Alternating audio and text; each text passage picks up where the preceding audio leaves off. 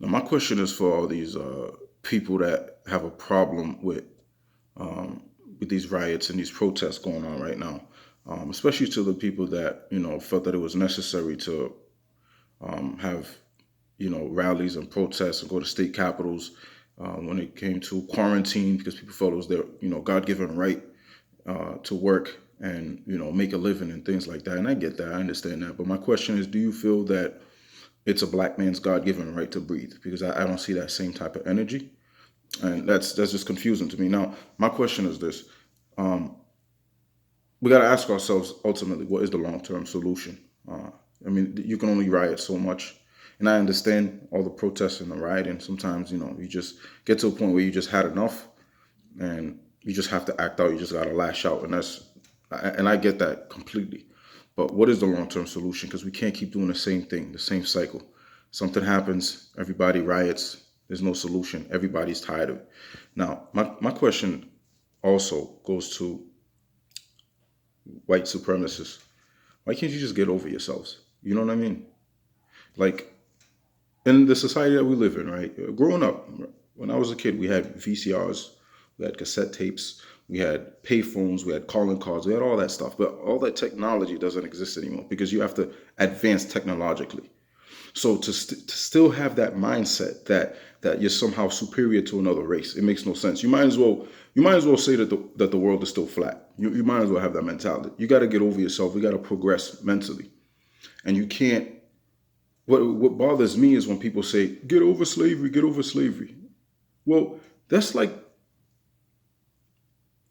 you know don't want to don't wish this on anybody, but that's like sexually assaulting somebody, never forgiving them, never apologizing, and to continuously remind them about what you did to them and expect them to just forget about it when you just keep repeating that same behavior. When does it end? Okay. Now, this is what needs to be done. This is what seriously needs to be done. Now, the first thing I want people to understand is, let's say, fellas, okay, let's say you're trying to you're pursuing a woman. You spit your game trying to get at her, whatever. She turns you down. She says no. What are you gonna do? You're gonna go back to her and beg, please give me a chance. No. What are you gonna go back the next day and say, I said, give me a chance, right? Doesn't work. So what needs to be done is it's one of two things. Either you just move on, you find someone better, or you figure out how to get it. You come at it correct. You know what I'm saying? With the right swag, the right game. You feel me? So my thing is this, man. What confuses me, for example, okay, I have a close friend of mine, close personal friend. Okay, he's from the beautiful island nation of Antigua and Barbuda. I was speaking to him recently, and for those of you that don't know, that's it's a West Indian country. Um, the majority of the population is black, African descent. Now, what he says was, in a nutshell, was growing up in Antigua, they didn't have that racial problem. There wasn't a problem of black, white, black. No, Antiguan is Antiguan. Like everybody got along. They viewed each other as the same. He said as when he came to the United States, he saw this racial divide, and it was just confusing to him. You know, and they know the history. They know the history of slavery there. But it's not something that was just constantly just what I mean, just ingrained in that society, so to speak. So real quickly, I also um, had a customer I used to work years ago from Bermuda, white man. Didn't even know he was from Bermuda until a few months. But he always expressed his pride for his people. He was a proud West Indian. He didn't just look at color. He didn't care. Even years ago, I was driving Lyft. I met a passenger, stand up dude from Anguilla. If you don't know where Anguilla is, it's near, the Virgin Islands and Puerto Rico. White man. Majority of that population on the island are black people. Now, the point I'm getting across is what America needs to start to ask itself. If we have all these countries that I just mentioned, Antigua and Barbuda, Anguilla, Bermuda, you can throw in Canada, Jamaica, Trinidad and Tobago, St. Vincent and the Grenadines, St. Kitts and Nevis. And the list goes on and on. These are all former British colonies. None of these places have the racial problem that the United States have. They all have the same origin. Native indigenous people that inhabited the land. British people came, stole their land, brought African slaves. The same British people as the United States, the same country, you were the same colony.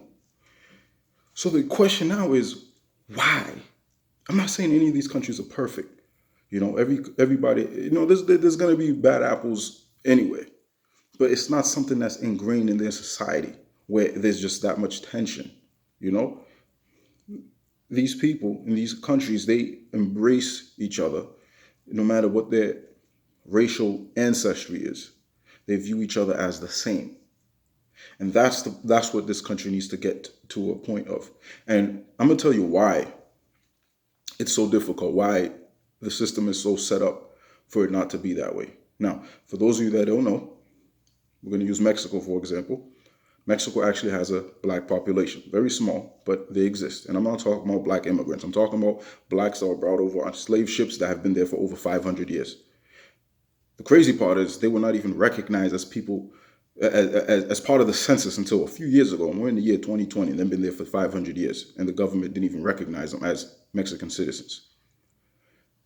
You have places in Latin America that people don't even know black people live, like Peru or Bolivia. There are black people there. If you didn't know, slavery existed all through North and South America. Now, these places, or here's another example, Argentina, that it has a predominantly European population, and a lot of it is because of massive European immigration, and that was basically, in a nutshell, to try to wipe out the black people there. Now, the thing is, these black people in these countries that I just mentioned are oppressed. They're voiceless. Okay. Now, I said this for two reasons. One, let's say you go to Alcoholics Anonymous. No disrespect to any alcoholics out there. What I'm trying to say is, if you feel, weak and you're down or whatever it is that you're going through, and you sit in a room with a bunch of people that know your struggle, that know your pain, it gives you a sense of uplifting, sense of power. And that's why they don't want you to know about the oppression of other black people in other countries. America is the most powerful country in the world. There's so much opportunity here. They just don't want you to know that there's opportunity here. Because if white America, the power that white America has, if they gave that power to black America, their biggest fear, the white supremacists' biggest fear is being taken over. That's their biggest fear. And that's why they play this oppression and suppression game over and over. How do we break the cycle? This is how you break the cycle. What confuses me is, why is it, okay, if someone can just give me an answer, somebody, why is it that when you watch things like the Olympics, and, most of the athletes are black, right, or black Americans, everyone's Team USA, they're supported, they're proud of these American athletes that bring home the gold for the United States. But then when they come back to this country, they're just niggers now. Why are you treating them that way? And I said that. That needs to stop. A black American shouldn't only be an American when he's winning you a gold medal. We need more equality. We need more unity here. Enough is enough, America. Enough is enough. This is the problem I have. Now, when you hear things like, you see like comedy shows where, white folk, black folk, black culture, white culture. I said this in a previous video. Until Americans unite as one identity, as one people, there's always going to be this division. White America is always going to see black America as that unwanted intruder. Okay? That mentality has to change, because why is it other countries don't have that same problem? Like, think about it this way. Now, matter of fact, before I say what I was going to say, my question is, and I've told people this before, if you have, let's say, 2 million Russians in the United States, and well over 30, close to 40 million black Americans in the United States, how is a black American a minority and a Russian isn't? When you have that terminology, when you use that terminology as a minority, that's going to make you, that causes marginalization and oppression. That's what needs to change. It's the way we're viewing people. It's the way we're labeling people that needs to change. Now, I'm going to give you an example. Let's say you know somebody, right? You say you meet somebody at a club somewhere. Oh, so what are you? They might say, oh, I'm half black, half Puerto Rican. Okay. Now, Puerto Rico, if you didn't know, was inhabited by indigenous Taino people. It was colonized by Spain, and they brought over Africans. So my point is, if you're Puerto Rican, you can still be black. So if one of your parents is a black American, the other parent is a black Puerto Rican, that makes you 100% black, not half black, 100% black. It makes you half American, half Puerto Rican. Same way if it was white. If it's a white parent that's American, a white Puerto Rican parent, you're 100% white. It's because we don't view American as a nationality. I know Puerto Rico is a Commonwealth of the United States, but just for the sake of argument. Do you see where I'm getting at, people? That's what needs to change. Why can't people just say, I'm American? Once you start using that terminology, that's where these white supremacists will start letting their guard down, because their fear is to be taken over. When the end goal should be to make one unified culture. Why can't black people listen to country music? Why can't white people listen to hip hop? It comes from the same country. Why should it matter? Quick story, I remember in high school, not to call my friend out, I'm not going to name his name, good friend of mine in high school, I don't even know what we were talking about.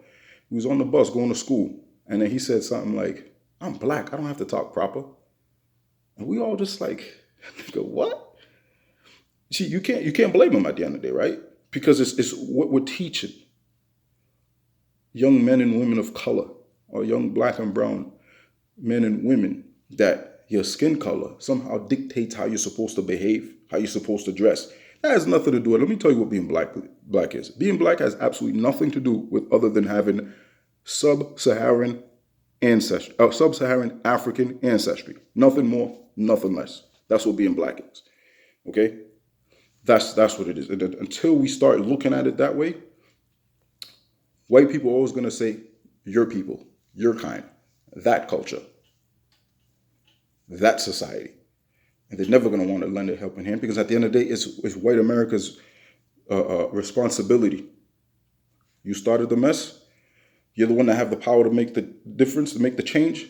You have to do it. When I was a kid, okay, let's say if I wanted to play the piano and I asked my mother to take me to piano lessons, if I want to play the piano and she's the adult, she's the one that has the power to get me into the piano lessons.